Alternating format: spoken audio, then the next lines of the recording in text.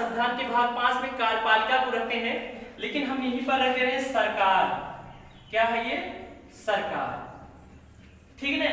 और इसको अगर देखा जाए तो हम लोग यही जानते हैं कि सरकार के कितने अंग होते हैं, तो सरकार के 3 अंग होते हैं जो हमारे देश को चलाने में महत्वपूर्ण भूमिका निभाती है, सहायक होती है।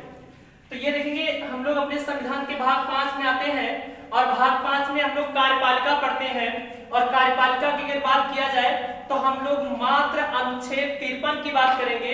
तो 53 यही कहता है कि केंद्र की कार्यपालिका की समस्त शक्तियां राष्ट्रपति में निहित होती है ना।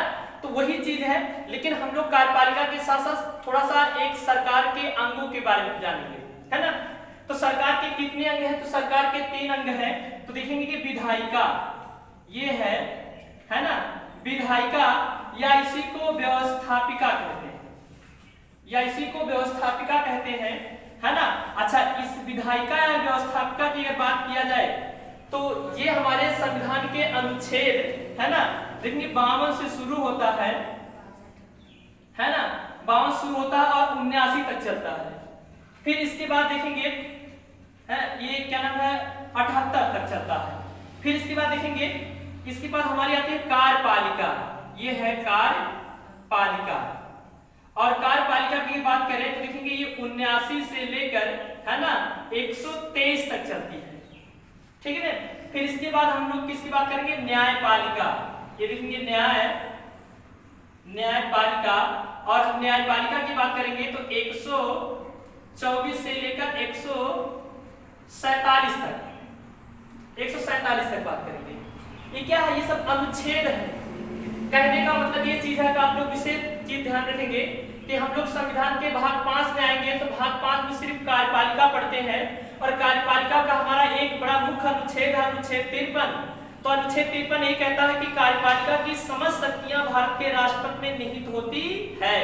तो देखेंगे हमको सिर्फ कार्यपालिका ही पढ़ना भाग 5 में, लेकिन हम लोग पढ़ रहे हैं तो इसको सबको साथ लेकर चलना है, क्योंकि अनुच्छेद 51 हम लोगों ने समाप्त किया है। अनुच्छेद 51 जो कहता है, अनुच्छेद 51 यही कहता है कि अंतरराष्ट्रीय संधियां, मतलब राज्य अंतरराष्ट्रीय संधियों का जो विवाद है उसको निपटारा करेगा, है ना। और फिर हम लोगों ने एक बड़ा अच्छा भाग पढ़े थे, भाग 4 का, और जिसमें अनुच्छेद 51A पढ़े थे, जिसमें क्या रखा गया है? हाँ, मौलिक कर्तव्य, मतलब हमारा भारत के प्रति क्या कर्तव्य बनता है, जिसमें हमें कितने कर्तव्य प्राप्त हुए हैं? 11। और जो पहले तो हम लोग ये जानते थे कि इतना हम लोग जानेंगे कि